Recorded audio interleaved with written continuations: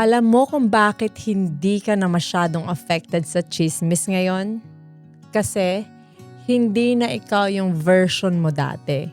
Dati, konting marinig mo lang, nasasaktan ka na. Kailangan mong mag-explain. Kailangan mong ipagtanggol ang sarili mo. Pero ngayon, tahimik ka na. Hindi dahil mahina ka, kundi dahil naiintindihan mo na yung laro.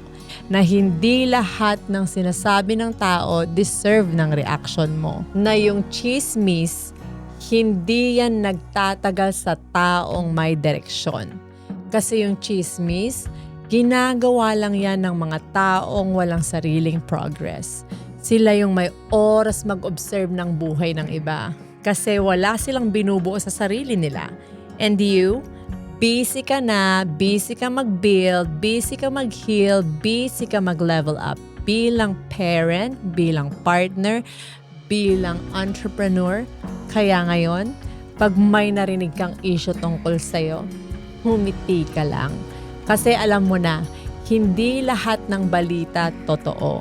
At hindi lahat ng tao worth pakinggan. Let them talk. Habang sila nagkakalat ng kwento, ikaw nagkakaroon ng resulta. At tandaan mo ang chismis, natatapos yan sa taong marunong manahimik. At may mas malaking pangarap kesa sa ingay ng mundo.